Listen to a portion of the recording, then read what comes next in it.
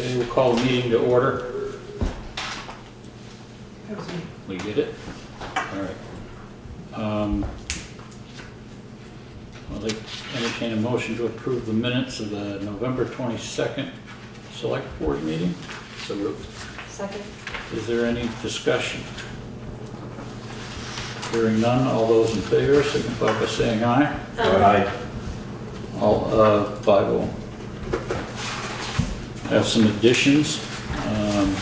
New business, health inspector's resignation. The second one is Windham Central use permit for the town hall. Third is a letter about conditions on Piggott Mountain Road. And then we'll move to members of the public. Does anybody have anything else that we need to add? All right. We have with us tonight Senator Nader is it Hashim? That's Nader Hashim. Okay. He's our new representative in the Senate for this area. Right? Sure, so thank you for having me on this cold night. I just wanted to, I'm taking this time a few weeks prior to the session to go around to different select boards, different groups in Windham County, and just talk to folks to get an idea of what some of your concerns or your thoughts might be going into the legislative session. And of course, open to answering any questions. I didn't show up with a strict agenda or grand speech or anything like that. Just wanted to come and hear from you folks and just establish open lines of communication as we head into January, and make sure that you have a face to the name, and that if you need anything going into January, the rest of the session, that you'll be able to reach out to me.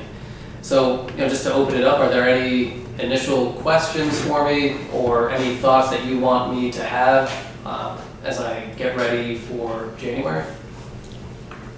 The biggest thing that we see around here is the need for law enforcement. We have put in a couple of speed signs in town, and the information that they have generated prove what we already know that this is a racetrack through here. The state police, I know, are on demand, but just responding to calls is not helping us slow some of this stuff down. That's a big one that I've heard, and I'm surprised that the gentleman that was here last time that had a lot of concerns isn't here. Does anybody else have anything? The bridge grants, things like that? Yeah, we're waiting on grant money for bridge replacements. We've been put off for 3 years in a row.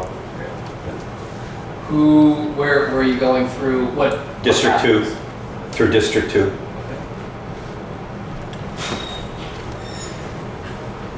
Do you have any contact information of who you're talking to, and I can see if what I can do to follow up with that? Mark Pickering.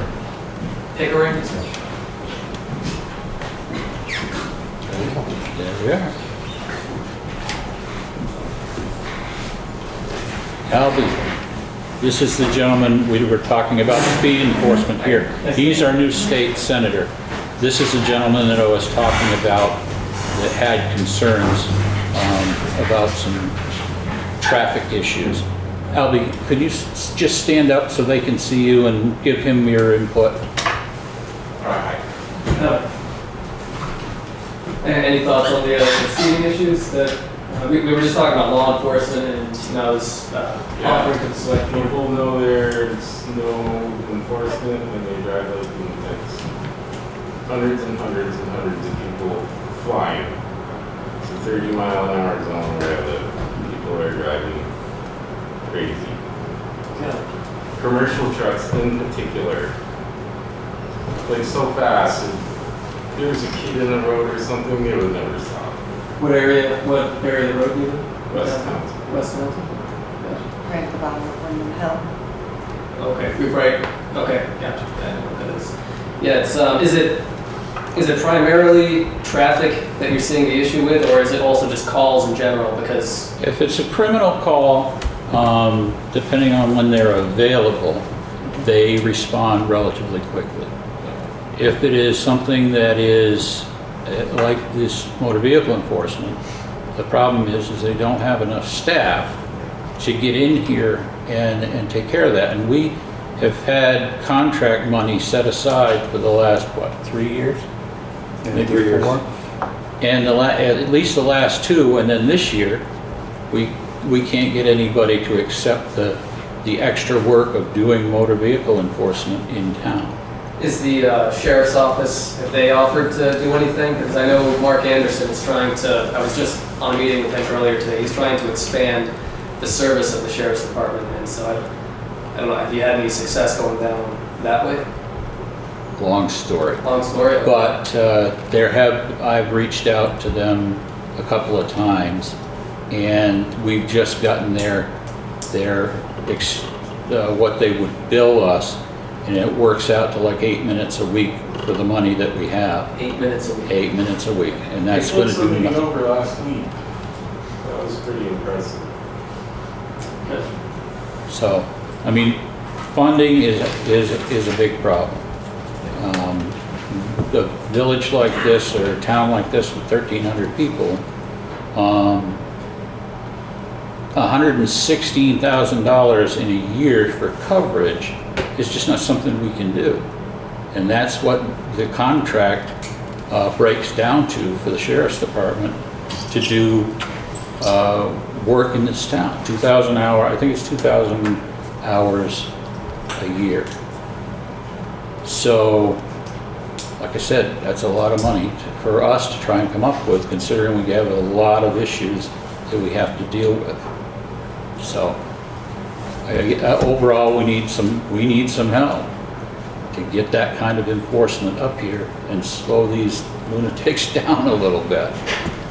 It would help. I have a compilation of videos I've taken over time of mostly commercial trucks and how fast they go through that village. If I could email them to you or...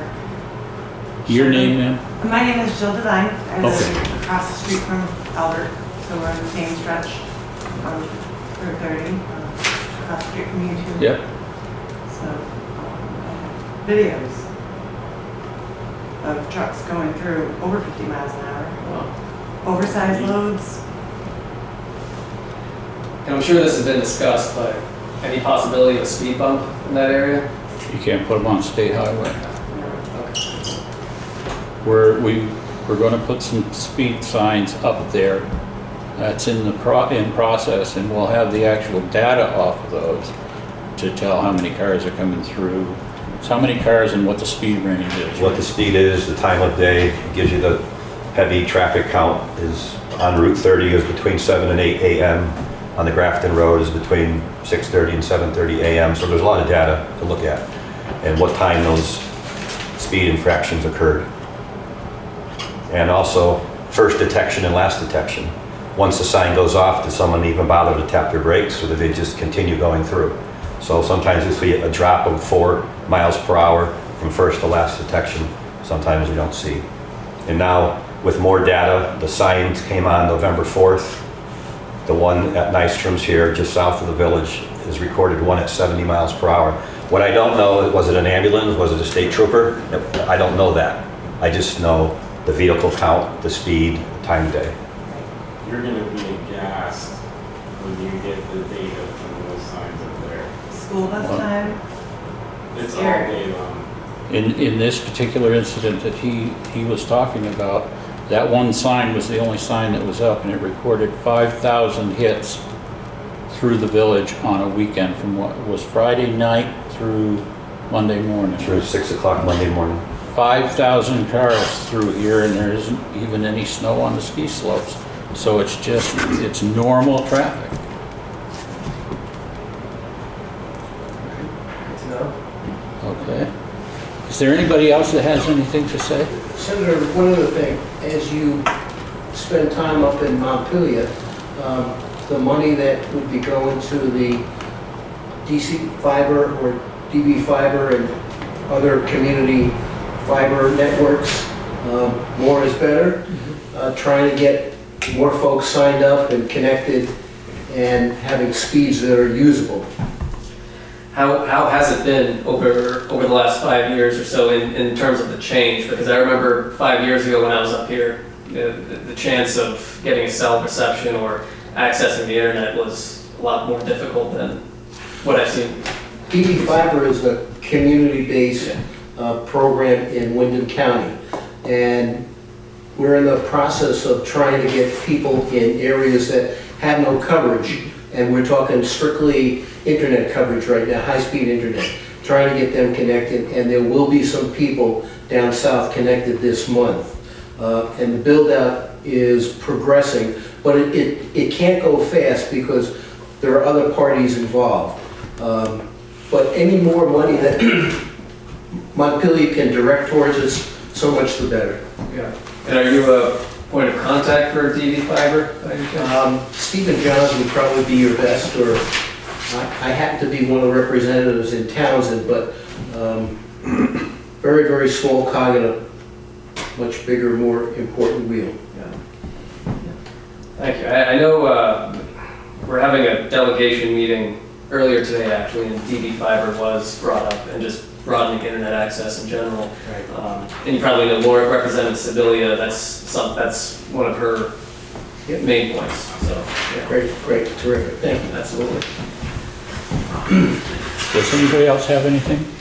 Yes, I'd like to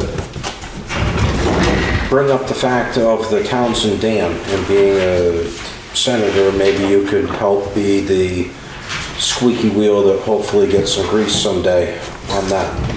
And can't give you every little bit of information about it right now because it would take us a couple hours to give it to you, but we're getting hosed by the government on the amount of tax revenue we get from the Townshend Dam.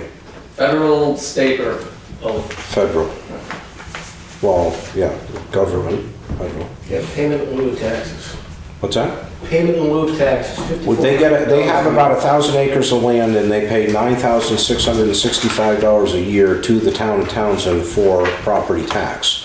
And if you figure out what everybody else pays for tax and how they pay tax, we pay by, kitchens, bathrooms, this and that in our houses. Well, they have several outdoor, water facilities that they don't get tax minimal on.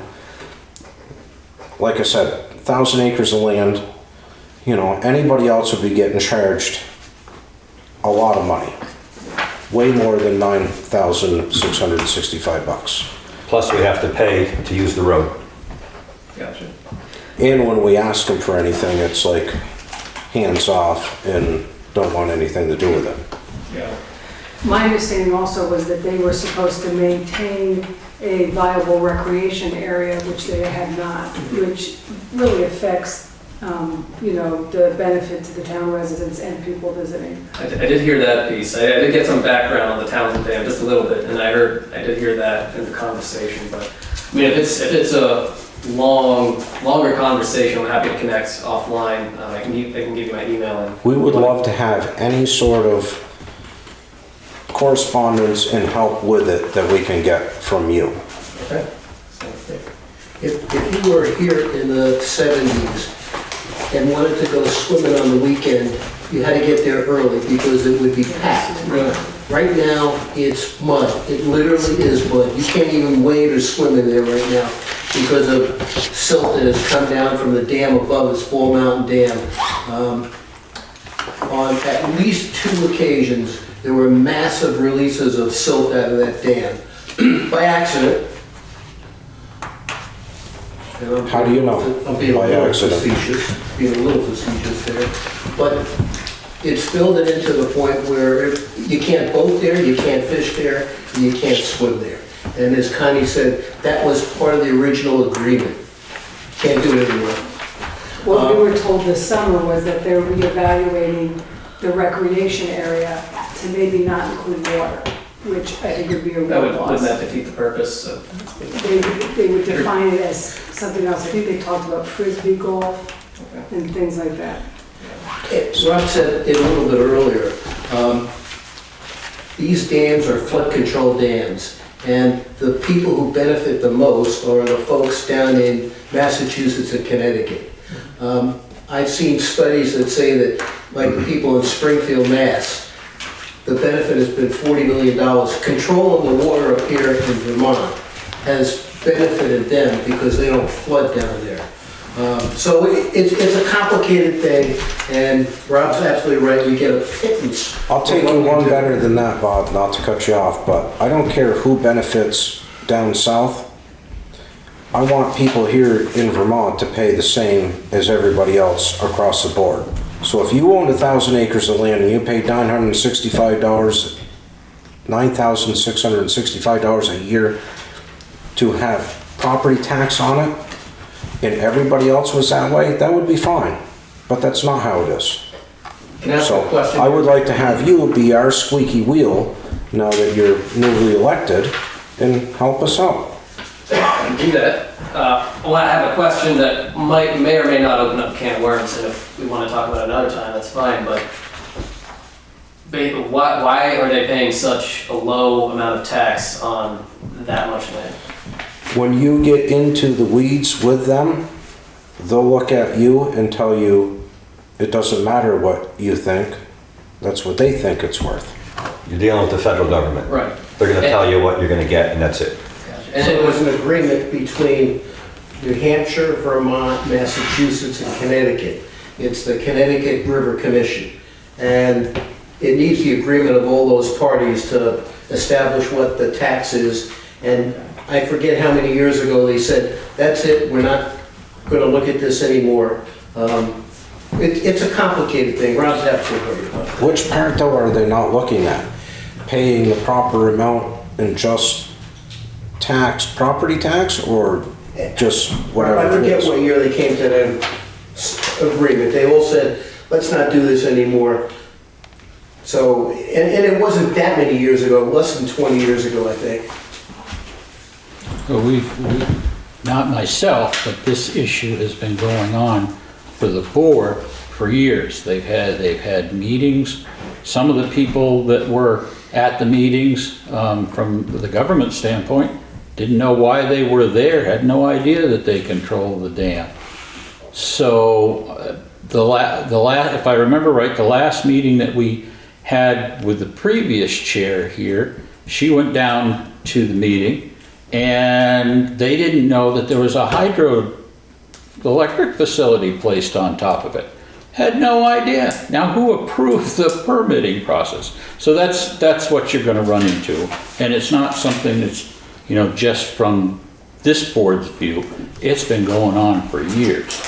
This one is post-Irene, and the mud hole is filled in with that silt and whatever else is underneath of it from being swept down in there.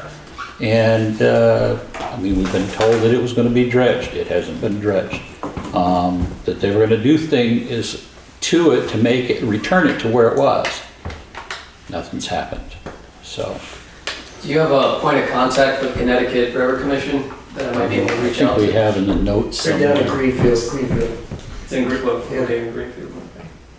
They have a pretty extensive website. Okay, thank you.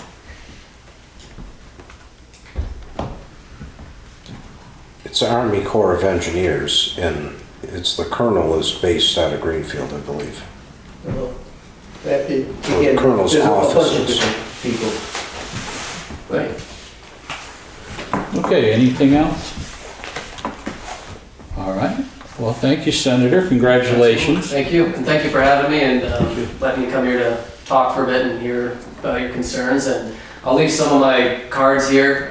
Feel free to send me an email if you want to follow up or carry on with any conversations, and I'll be around. So, Okay. thank you. Thank you. Okay, next member of the public, Bob DeServo.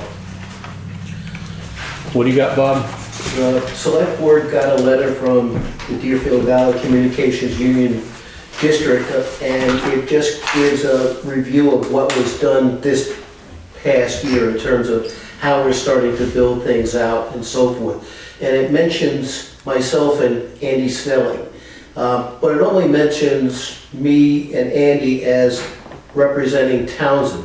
I gotta tell you that Andy is doing a yeoman's job in terms of being the Finance and Audit Committee Chair. He's putting an enormous amount of work in, And we're so lucky as a town and DB Fiber to have someone with his skill set. So really, he deserves a lot of credit for that, and thanks. That's all I wanted to say.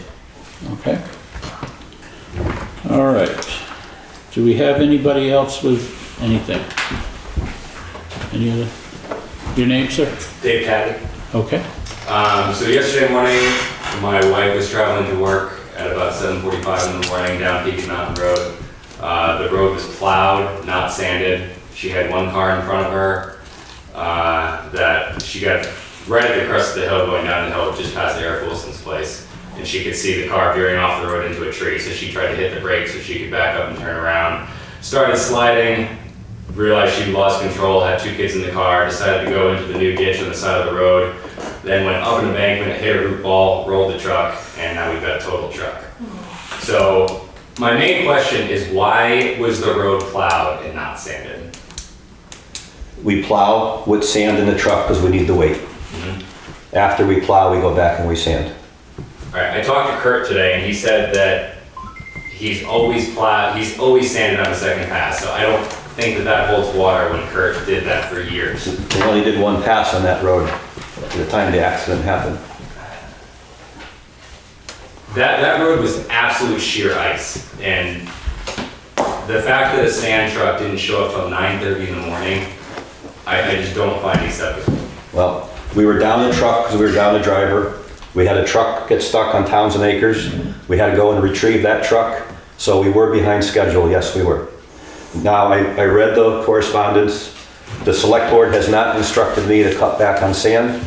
I have not instructed my employees to cut back on sand, so that's not an issue. Okay. It's a timing issue. We were short-staffed and we had the truck broken down on the acres and we were behind the 8 ball. All right, as long as, I know that sand has been a budgetary concern, and I know that it's been a budgetary concern in the past, and as long as we're not cutting down sand as a way to save money, and that this was just a bad timing incident, Which it was. that's fine. I just wanted to come and talk about it with you guys, so. The issue over sand has to do with East Hill. And if you come down that hill, you know it's steep and treacherous. There's a section of that hill that it's not safe to have open in the wintertime. And that's where the issue over sand and its expense came from. We're not gonna add an expense to open up something that is not tenable in the wintertime. Shouldn't be on that hill in the best of days. So everything else is sanded to what it always was. Okay, I'm still having a hard time thinking that the amount of weight that you would lose dropping sand going up the hill or down the hill in that very short stretch would, the safety that you would give by sanding the road would outweigh the weight you lose in the truck. It's not state highway. It's not flat and straightforward roads. It's up and down. We're talking about a couple pounds of sand probably throughout the course Well, of the road. nothing has been told to these guys to stop it. And I don't know what Kurt, if you're talking about Kurt Bostrom, he doesn't work here anymore. And he is not somebody that controls what we do. I know. Okay?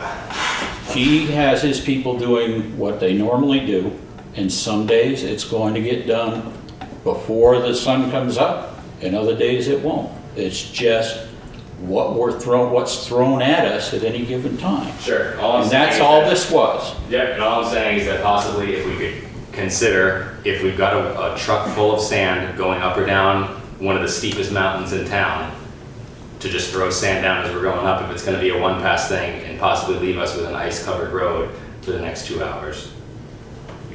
We'll take it under advisement, and we'll see what we can do. Best I can tell you, you know. David, I understand, David. Thank you. I appreciate you being decent with me, Steve. You're welcome. Is your family okay? Yes, everybody's fine in that direction. Thank you. Yes. Okay. Like I said, we'll look at it and see what we can do.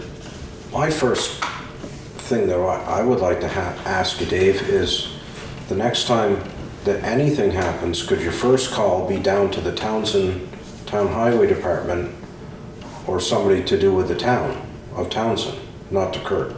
That wasn't my first call at all. I've been doing a lot of research on this, just trying to figure out what's been going on, and I'm trying to prepare for any answers I might get here, so. Certainly was not my first call.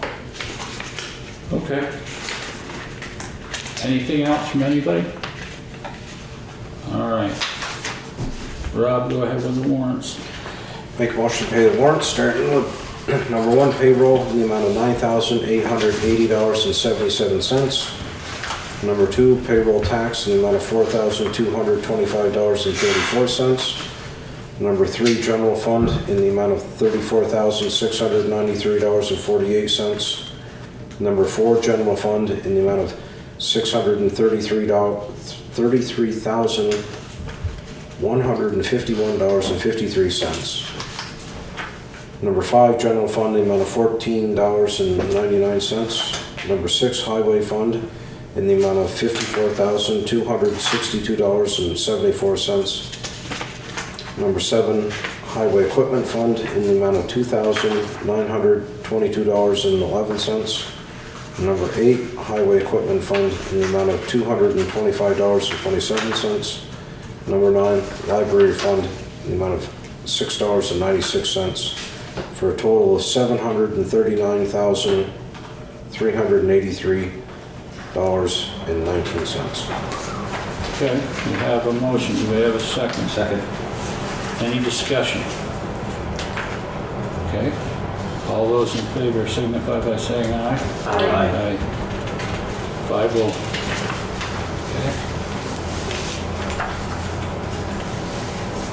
Steve, go ahead with the highway report.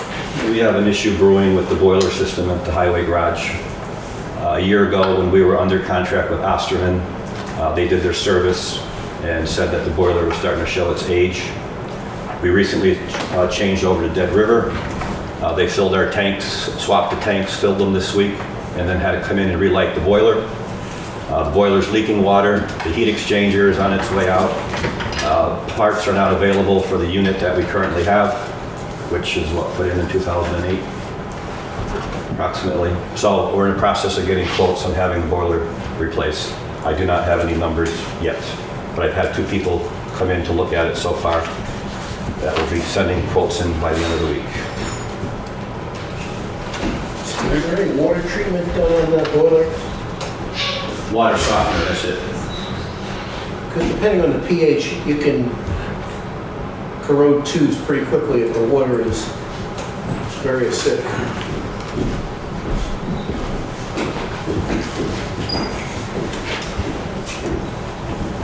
Okay, anything else, Steve? Nope. All right. Treasurer's report. Our actual functioning budget is true balance is $232,746.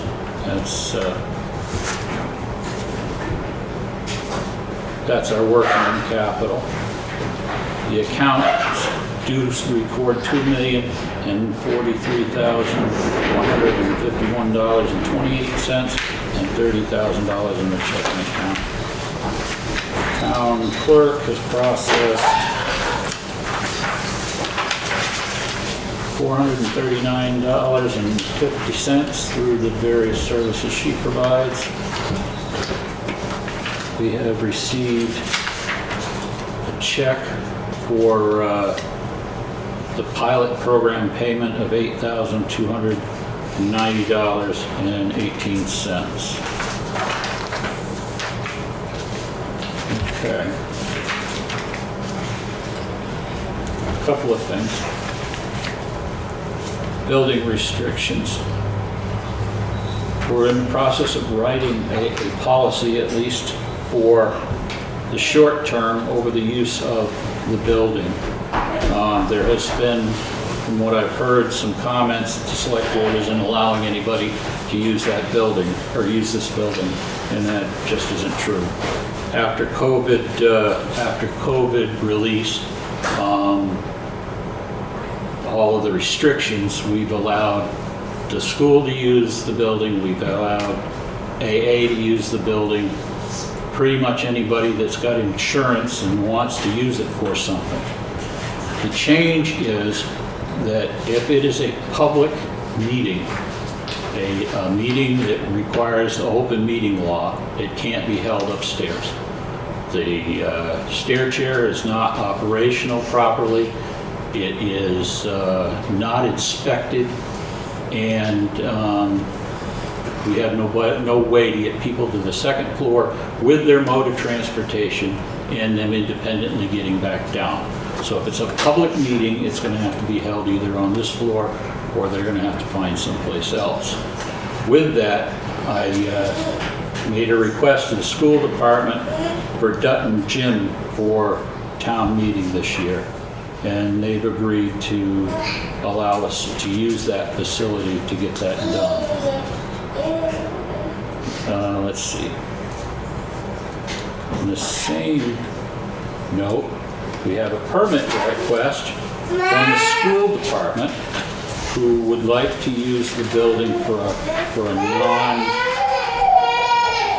non open meeting, private, probably training, it doesn't say exactly which, on January 12th, 2023.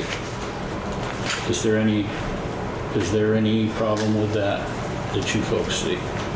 Okay, so I'd entertain a motion to accept the use of permit for the town hall for Windham Central on January 12th from 8 a.m. to 4 p.m. One question would be whether we're waiving the fee, Okay, and I think we have before in the past. yes. So, You're all right with that? Everybody all right with that? Yeah, that's right. Okay, do we have a motion now? Moved. And a second? Second. Is there any further discussion? All those in favor signify by saying aye. Aye. Okay, 5-0. The next question that I ask you every time, do you want me to sign on behalf of the board to approve this? Sure. Sure. Okay, that's all we have for the regular scheduled meeting, unless you folks have something else. We're going to have a short budget discussion tonight to bring you up to date on where we are with the budget. Okay? Motion to adjourn? Second. All those in favor? Aye. Okay.